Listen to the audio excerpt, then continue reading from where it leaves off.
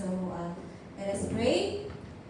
Yes, most gracious and loving Father, we thank you, Lord, for this wonderful day that you have given us. Thank you, Lord, for gathering us, Father. And Lord, as we dwell into your words, dawat mi, Father God, na ikaw po ang maglinis ng mga puso ng bawat isa. Make it fertile, our heart, Father. Make our heart fertile, Father God, na siya pong paglalagyan ng mga salita na amin pong maririnig ngayong hapon. Lord, let your anointing flow sa bawat isa. Let your divine wisdom, let your divine knowledge and understanding be sa bawat isa para sa ganun, Lord. Maintindihan po namin lahat ng mga salita na amin pong maririnig ngayong hapon. And Lord, bless your words, Father God, na maging gabay po namin sa pang-araw-araw na pamumuhay namin. Lord, let your word alone be proclaimed. Just use me, Father God, as your mouthpiece, Father. And Lord, ikaw lang po ang palaging be glorified, be magnified, O Lord. In Jesus' name, Amen. Hallelujah. Praise the Lord. So, ang ating pong topic ngayong hapon ay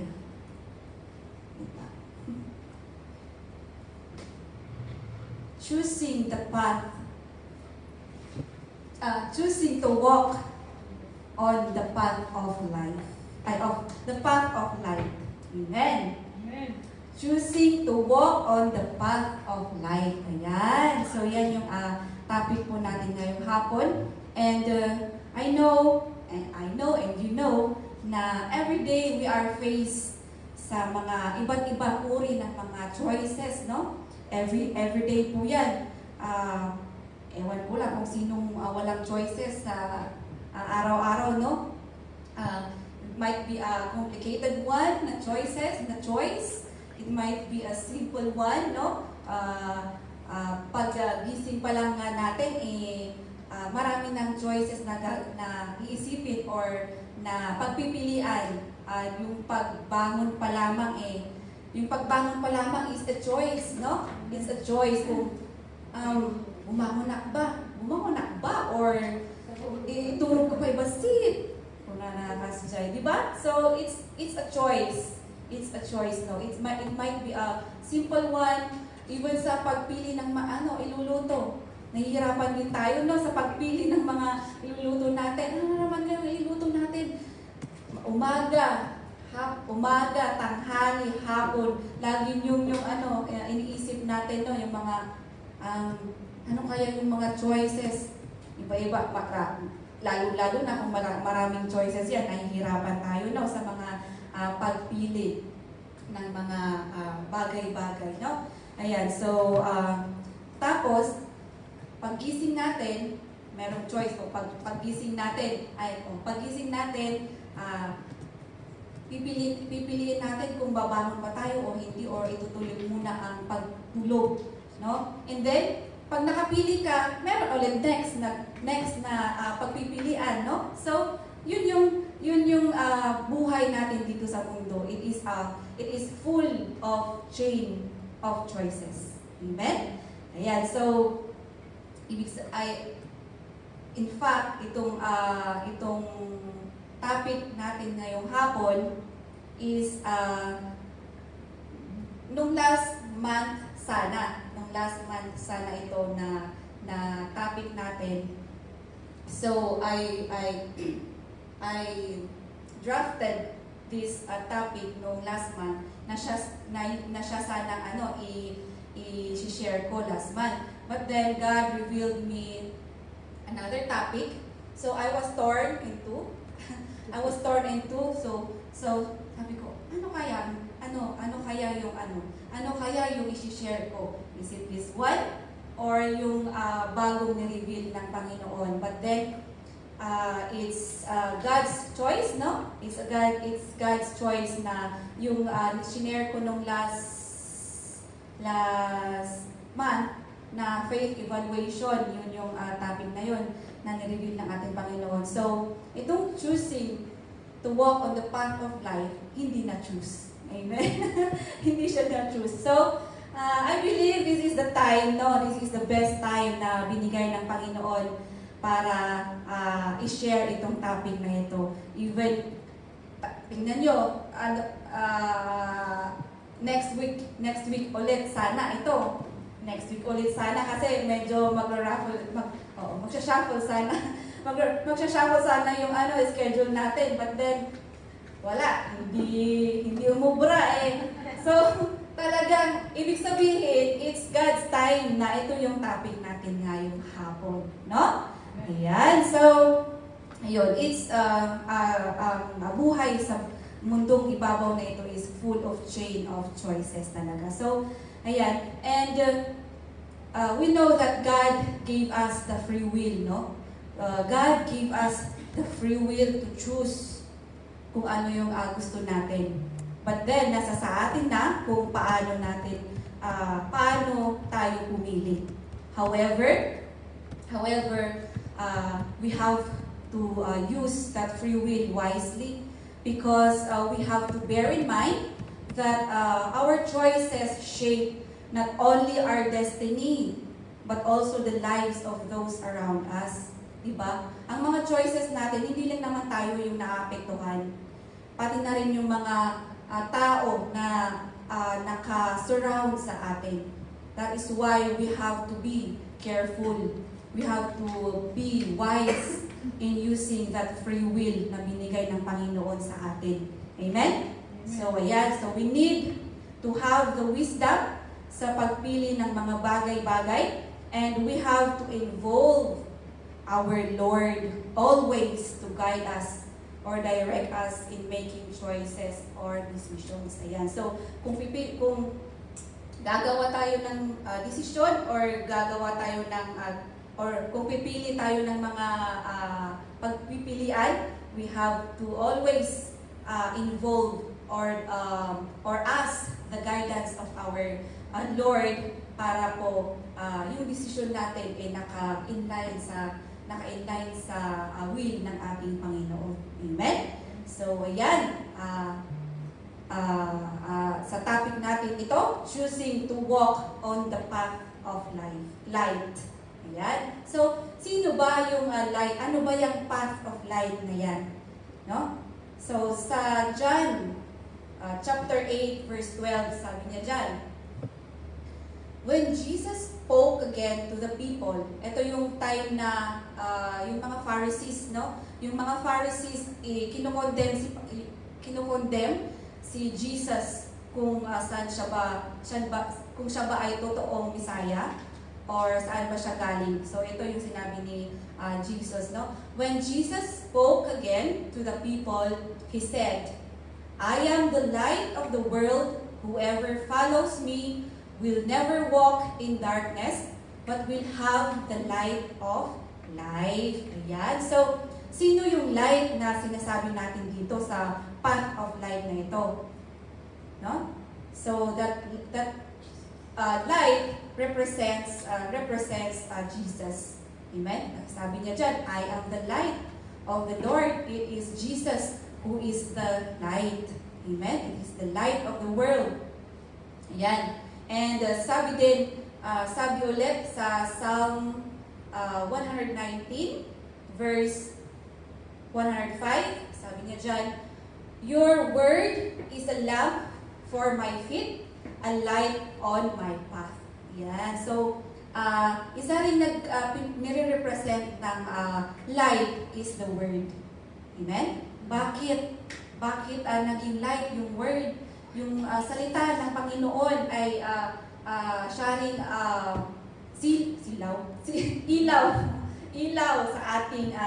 ilaw sa ating mga daraanan sa path na tinatahak natin, no? Dahil ang mga salita ng Panginoon, nandyan yung mga, sabi nga natin, ang salita ng Panginoon is the map of our life. Amen? It's the map of our life. Kasi nandyan yung mga direksyon ng ating Panginoon, nandyan yung mga kung paano mamuhay dito sa ibabaw ng mundo.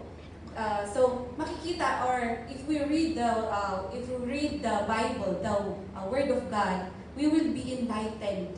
We will be enlightened. We will be enlightened. Magkakaroon tayo ng wisdom.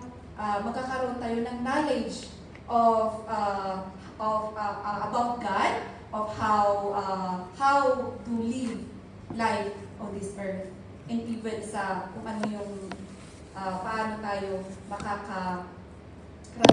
makakarating sa heaven. Amen? So, ayan. So, yung light, it represents Jesus, and also it represents Word. Because Jesus, ano na yung sa John? First John ba yun? John 1. Yung, the Word became flesh. Diba? John 1:12. John 12 ba yun? Oh. John 1:12. The Word became flesh, sabi niya dyan. Yung flesh na yun was Jesus. Amen? Ayan. So, iisa, or Jesus and the Word is pareho. Amen? Ayan.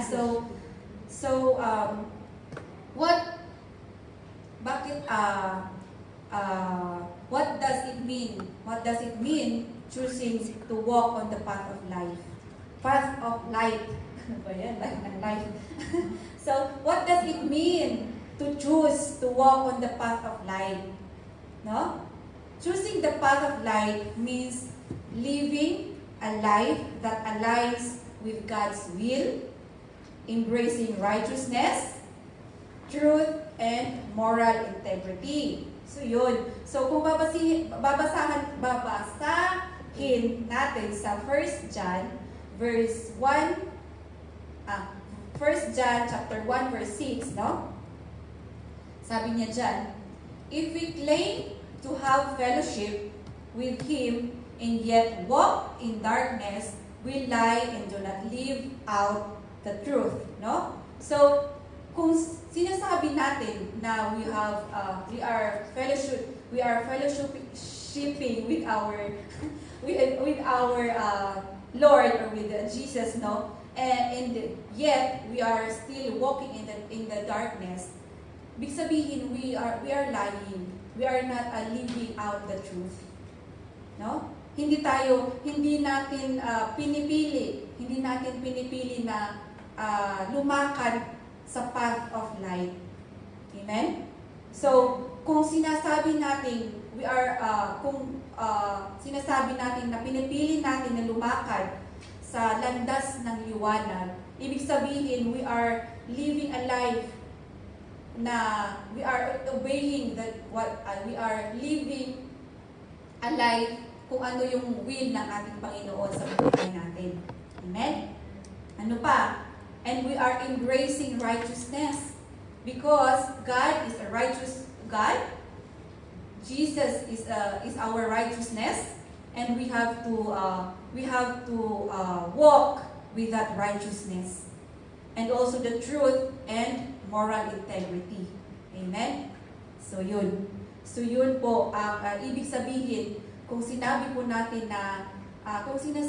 natin na we choose to walk on the path of light. Ibig sabihin, we are living a life. We are living a life that aligns with God's will. We are living a life that aligns, that embraces righteousness, truth, and moral integrity. Amen. Amen. So, ano po yung bakit po kailangan natin na piliin na lumakad sa landas ng liwanag? Bakit nga ba? No? Actually, this topic was, I was reminded of this topic, yung ijipagpagyanak, dun sa dati kong tirahan, dun sa may Chongqing. May dalawang kasi doon, may dalawang daanan. May shortcut, meron ding long cut, no? So, dun sa shortcut, wala siyang light path. Ay, wala siyang street light. Wala siyang street light, no? Dun sa isang daanan. Pero shortcut yun, no? Pero shortcut yun.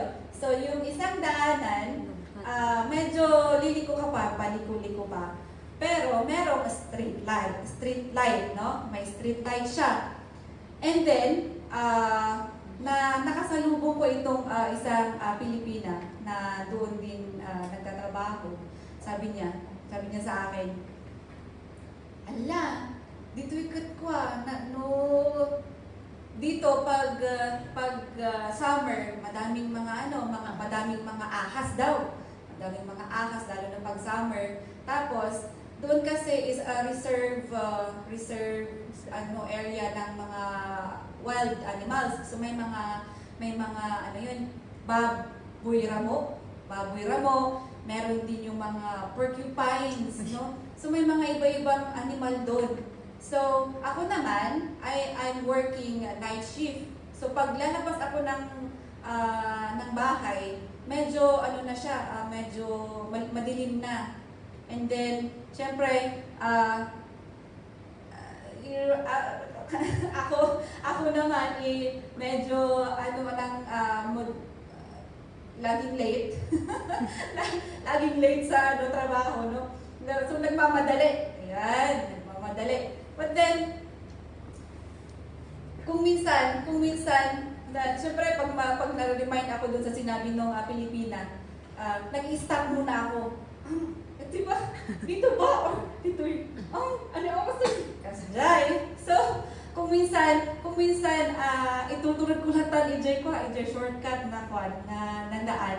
But then, usually, dito ako sa may light, no? Ayun, so, it's a choice, another choice, no? So, parang ganun din sana yun. Ganun din po sa spiritual life natin as a Christian. Usually we are presented of choices na may mga kasama consequences, no? We are usually though meron mga ibang choices na hindi wala nang mga consequences na presented, but then usually may mga consequences na kalakip ng mga choices na yun, no? So, kung minsan, kahit alam natin kasi yung mga consequences, we are aware of the consequences. So, kalalabasan ng desisyon o choice natin, we still choose the wrong one, no? We still choose the wrong one, even though we are presented with the consequences sa pipiliin natin. We still choose the wrong one. Kung minsan dahil sa free will na binigay ng ating Panginoon, we didn't use it wisely, no? So ending if yung consequences nagkalabo-labo na yung buhay natin, ending natin is we question God or we blame God, no? So, yun. So, to choose to walk the path of light, no? Bakit ba? Why should we choose to walk in the path of light, no? Number 1 po natin dyan is to have clarity and wisdom. Pag pinili po natin na lumakad sa landas ng liwanag, there will be clarity and wisdom sa atin, no? Amen. Sabi nga kanina, no, doon sa Psalm 119, chapter 119 verse 105, sabi niya diyan na, your word is a lamp for my feet, a light on my path. Amen. And then sa Proverbs 4 verse 18, meron ba dyan? Proverbs 4 verse 18, no? The path of the righteous is like the morning sun, shining ever brighter till the full light of day. Ayan. So, meron clarity or wisdom. Binibigyan tayo ng clarity or wisdom through the word of God, no? Meron tayo na we are being enlightened. Nai-enlighten tayo kung ano ba yung mga choices natin, or if hindi natin alam kung pipiliin natin, pag sinanggunis natin sa ating Panginoon, or kasi kung minsan yung mga tanong natin, nakikita natin sa Word of God, no? Amen? So, nagkakaroon tayo ng, nakaklarify, there is clearance sa ating choices, no? So, nagkakaroon tayo ng wisdom. We are being directed. Amen? Amen. Ayan, so yun yung number 2 natin. Yun yung number 2 po natin. Nagkakaroon tayo ng clarity and wisdom, and we are given direction. Kung meron na tayong wisdom, kung binigyan na po tayo ng Panginoon ng wisdom, then we are being directed. Amen. Yan. So, in John chapter 12, verse 35, sabi niya dyan, then Jesus told them, "You are going to have the light just a little while longer. Walk while you have the light before darkness overtakes you. Whoever walks in the dark does not know where they are going." Ayan. So, ito yung time na ano na ata si Jesus, no? Mapapako na. Time na mapapako na. So, sinasabi niya to sa mga disciples niya. So, sinasabi niya, you are going to have the light just a little while longer. Walk while you have the light. Yan. So, i-grab po natin, no? I-grab po natin yung paglakad sa landas ng liwanag before we will be overtaken by the darkness. No? Because whoever walks in the dark does not know where they are going. Kung na-overtake na po tayo ng darkness, hindi na po natin alam yung mga direksyon, iba-iba ng direksyon. Para na tayo, ano ba? Rebels? Na kung saan-saan yung direksyon niya, walang direksyon. No? But then, pag pinili po natin yung landas ng liwanag, then we will have that direction. Hindi basta-bastang direction, but it's a clear direction, it's a true path, or it's the clear direction na galing sa ating Panginoon. Amen? Amen. Ayan. So, and then, number 3 po natin, it purifies us from our sin. Ayan. Kung pinili po natin yun, na lumakad po sa liwanag, no? We will be purified from our sin. Ayan. First, John, chapter 1, verse 7, sabi niya dyan, but if we walk in the light as He is in the light, John 1:7. He came as a witness to testify concerning that light, so that through Him all might believe. Ay, parang iba ata yung naano ko. So, ibang verse pala ata yung ano ko. Pero this the verse na but if we walk in the light as He is in the light, we have fellowship with one another, and the blood of Jesus, His Son, purifies us from all sins. Sabi niya dyan sa verse na nasa akin. Pakihanap po kung anong verse po yan. Ayan. So, sinasabi po dito na pag lumakad po tayo doon sa liwanag, dahil nandun po yung presensya ng ating Panginoon, then we have fellowship with one another, and the blood of Jesus, His Son, purifies us from all sin. Amen? Dahil, 1 John po pala, sorry. Ayan. So, but if we walk in the light as He is in the light, we have fellowship with one another, and the blood of Jesus, His Son, purifies us from all sin. No? We all know na ang ating Panginoon po ay napako sa krus para po to redeem us from for the atonement of our sin. Amen? And if we choose to walk on the path of light, na kung saan naroon yung presensya ng ating Panginoon, then we will be purified from all our sin. Amen?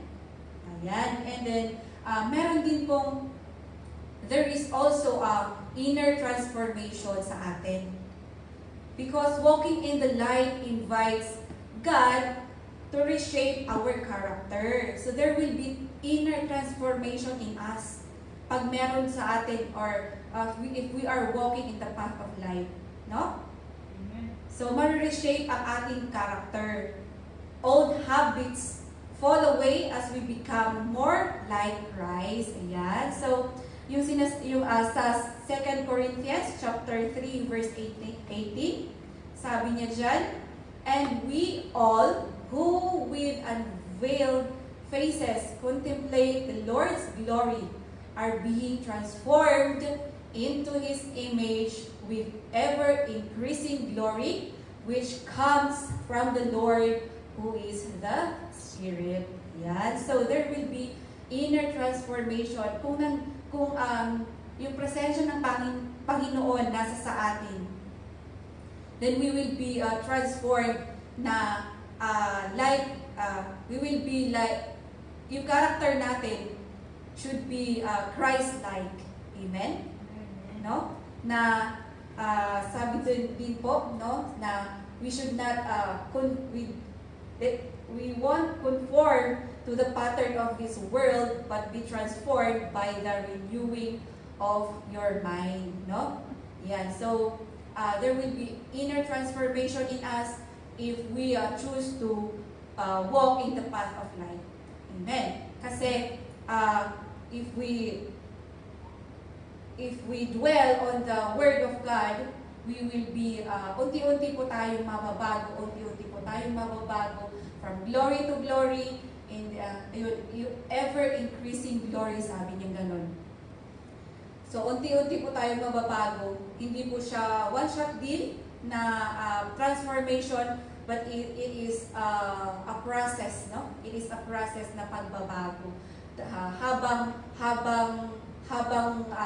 lumalakad po tayo sa landas ng liwanag, unti-unti po tayong nababago hanggang po maging Christ-like na po yung character natin. Amen? Amen.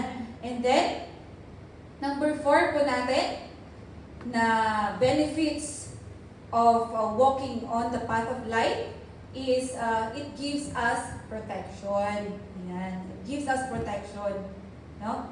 So, 2 Thessalonians chapter 3, verse 3, sabi niya dyan, but the Lord is faithful, and He will strengthen you and protect you from the evil one. Ayan. So, if we are in the path of light, no, if we choose to walk in the path of light, then the Lord is faithful. The Lord, the faithfulness of our Lord is in us, and He will strengthen us. No, we are being strengthened, and we are being protected from the evil one. Amen. Amen. So we have to choose to walk in the path of light. And sabi din sa Psalm chapter 119, verse 11, I have hidden your word in my heart that I might not sin against you. Ayan. So, kung yung presensya ng Panginoon nasa sa atin, kung nasa presensya tayo ng Panginoon, no? At yung mga salita niya nasa puso natin, then we are protected. We are protected from the temptation, no? We are being protected from the temptation na gumawa ng mga kasalanan. No? So there is protection. There is protection if we are in the presence of the Lord Jesus Christ. Amen. Amen? Ayan. And then, number 5 po natin na benefits of walking in the path of light. It casts away fears and gives comfort. Kung mababasa po natin sa Psalm 23, chapter 4. Ayan. So, sabi niya dyan, even though I walk through the darkest valley, I will fear no evil, for you are with me. Your rod and your staff, they comfort me. Ayan. So there is comfort sa presensya ng Panginoon. There is sabi niya dyan, even though I walk through the darkest valley, no, pero kung yung presensya ng Panginoon po nasa sa atin, no, then mawawala yung takot sa atin. Mawawala yung because we know na kasama natin ang ating Panginoon. Kasama natin ang Panginoon sa ating paglalakad, no? Sa ating paglalakad. And we know na the evil cannot overcome the light, no? The darkness cannot overcome the light or yung presensya ng Panginoon. Always na ang Panginoon ang victorious, no? Amen. Ayan. And then, meron din pong there will also be peace and freedom from fear. Yun nga, it would cast away fears. So there will be peace and freedom from fear, no? Because light dispels darkness. Sabi ko nga kanina that the darkness cannot overcome the light. And in Christ, in Christ's light, anxiety, guilt, and fear lost their grip, and we rest in His sovereign care. There is the care of the Lord nasa sa atin. Yung kamay po ng ating Panginoon nasa sa atin. No? And in Isaiah chapter 26, verse 3, sabi niya po dyan, you will keep in perfect peace those whose minds are steadfast because they trust in you. Ayan. So, there is peace in us. There is peace in us if we trust in the Lord, if we stay in the presence of the Lord, and if we keep our mind steadfast sa ating Panginoon. Amen? Also, sabi niya nga sa John chapter 14, verse 27, peace I leave with you, my peace I give you. I do not give to you as the world gives. Do not let your hearts be troubled and do not be afraid. Ayan. So, binigay po ng ating Panginoon, iniwan ng ating Panginoon yung kapayapaan sa atin bago siya nag-ascend, no? Nag-ascend sa heaven. So, peace I live with you. So, if we stay and choose to walk on the path of light, then, ayan, we can claim that peace na iniwan ng Panginoon sa atin, no? So, let us not trouble our hearts and let us not be afraid kung alam natin na lumalakad po tayo sa landas ng liwanag. Bagkos, nandyan po ang Panginoon or ang presensya ng Panginoon sa atin. Amen? And also, Psalm chapter 119, verse 130, the unfolding of your words gives light, it gives understanding to the simple. Ayan. So, there is understanding. Number 6 po natin. Number 6 po natin, kung benefits sa paglakad, no? Sa landas ng liwanag is there is understanding, no? The unfolding of your words gives light. It gives understanding to simple. Ayan. So, binibigyan po tayo ng Panginoon ng pangunawa through din po sa mga salita ng Panginoon. Kaya napaka-importante po na lagi po tayong nagbabasa ng mga salita ng Panginoon, kasi dito po natin nakukuha yung wisdom.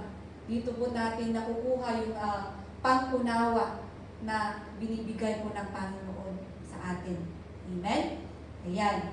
And then, number 7 na po ba tayo? Ayan. So, number 7 po na tayo po natin na benefits po kung bakit importante na piliin natin lumakad sa landas ng liwanag is because in the path of light, it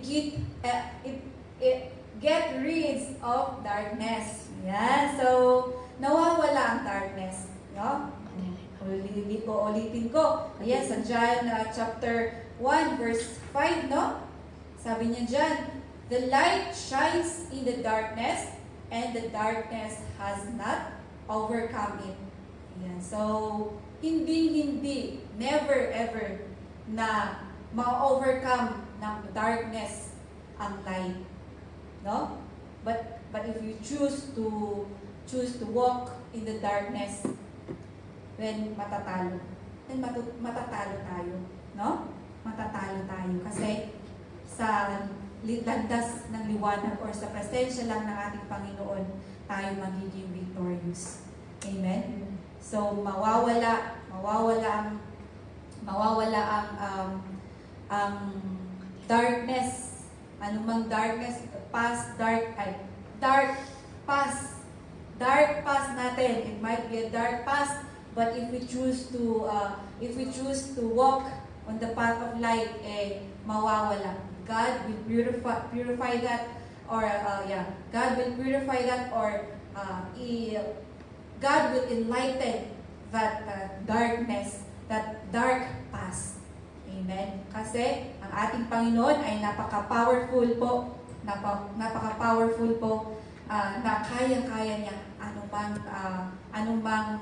gaano man kadilim yung pinagdaanan natin, yung past natin.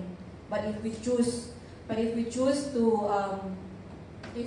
to walk in the presence of the Lord or in the path of light, then it will be enlightened, or it will be shine. The light will shine.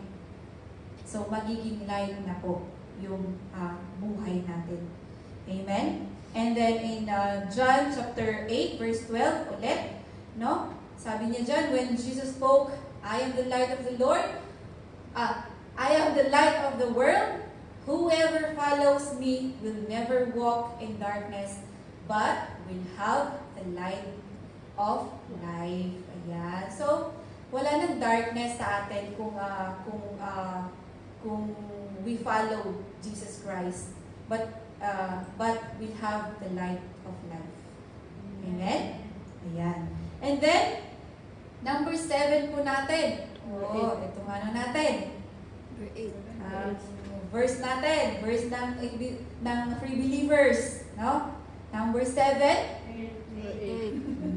Ay, number 8 po ba? Sorry. So, number 8 po natin na benefits of choosing to walk in the path of light is it shows us the truth.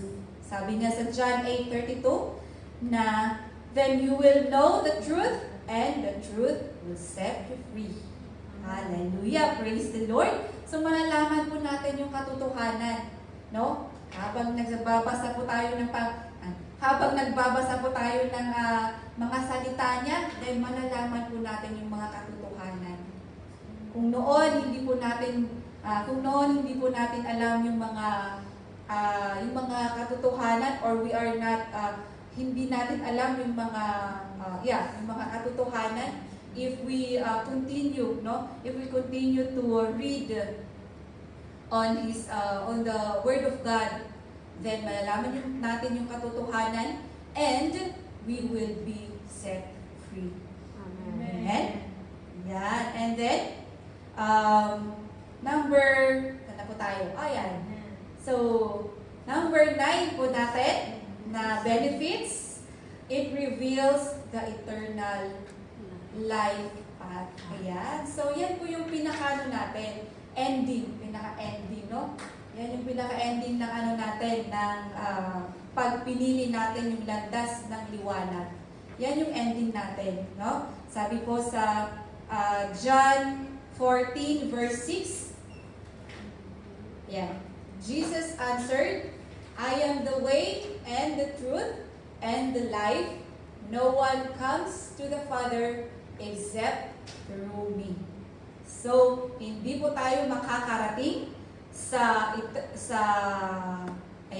hindi po tayo makakarating sa eternal life na atin pong the ending po sana natin if we won't choose to walk on the path of life.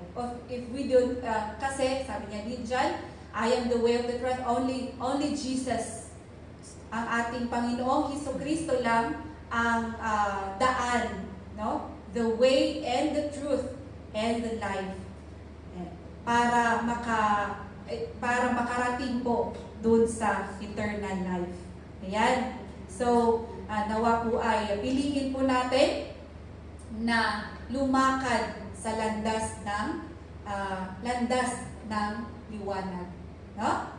Ayan. So, there are more benefits po there are more benefits pa ng paglakad po natin, pagpili natin sa paglakad sa landas ng liwanag.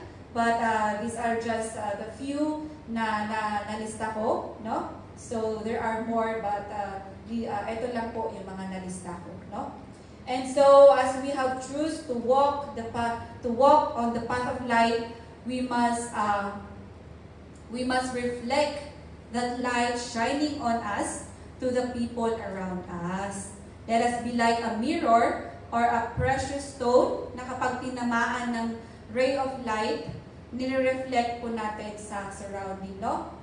Sabi nga po sa Ephesians chapter 5 verse 13,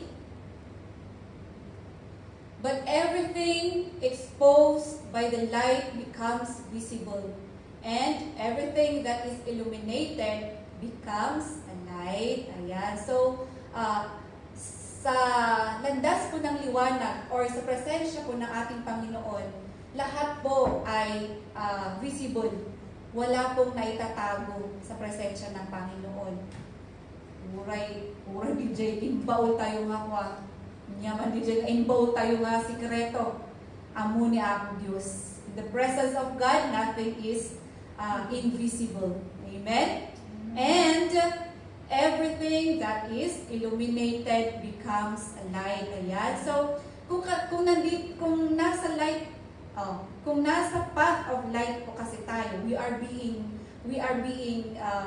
shine. We are being shine. Nasisilawan. Kaya, naiilawan po tayo ng ilaw ng ating Panginoon. And huwag po tayo maging yung batong simple lang. Pero nawa po ay maging isa po tayo precious na bato na kung saan kung natamaan ng ilaw, no? Kung natamaan ng ilaw nire-reflect yung liwanag or yung ilaw, nire-reflect yung ilaw sa surroundings. Ibig sabihin ko po is we have to share that light na na-receive po natin para po makapagpailaw,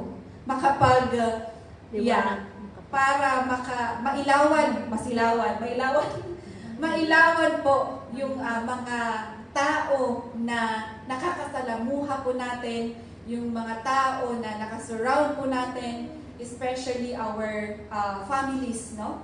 Our close relatives, our friends, no? We have to be the light for them. Amen? And sabi po sa Matthew chapter 5, verse 14 to 16, ayan, Matthew 5, verse 14, sabi niya dyan, "You are the light of the world.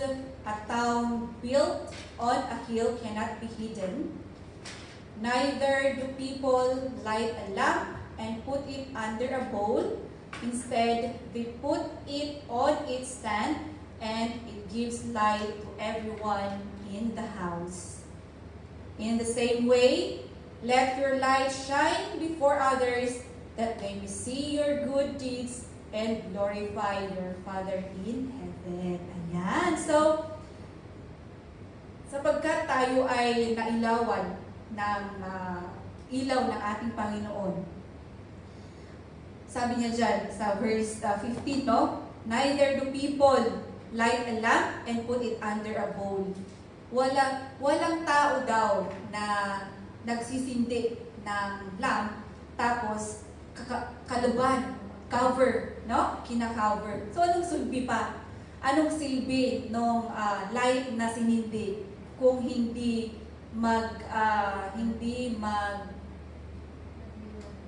sisilbing ilaw, no? Sa darkness. Amen? Ayan. So yan yung sinasabi po ng ating Panginoon na we have to be. Ayan, sa verse 16. "In the same way, let your light shine before others, that they may see your good deeds and glorify your Father in heaven." So, maging ilaw po tayo sa mga iba. Amen? Amen. Ayan. So, dahil nireceive po natin yung ilaw ng ating Panginoon, then we have to share it to others to glorify our Father in heaven. Ayan po. So, choosing the path of light. For our conclusion, no? Ephesians chapter 5, verse 8. "For you were once darkness, but now you are light in the Lord. Live as children of light." Oh, so, kung noon tayo ay nasa darkness, but now we are in the light. But now you are light in the Lord, then we have to live as children of light.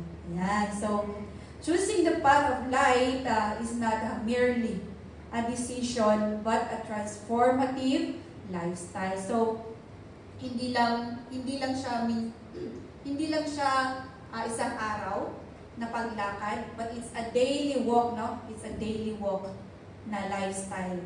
It requires our commitment to live out the values of truth, goodness, and love. So as we choose to walk this path, let us always remember that we are never alone. The light of Christ guides us. So may we continue to choose walking in the path of light every day, because as we do, the glory of God shines brighter in us, illuminating the way of others. Amen? Ayan. Hallelujah. Praise the Lord.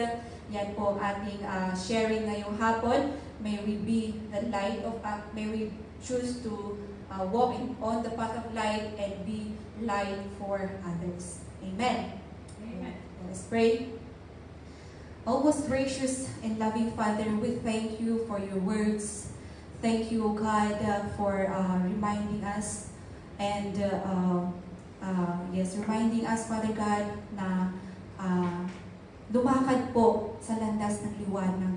Tulungan niyo po kami, Father God, na sa ganun po, piliin po namin na lumakad sa landas ng liwanag kung saan po, naroon po ang iyong presensya, Father God. Nang sa ganun po, Lord, in the end, Father God, eternal life po ang aming mararating.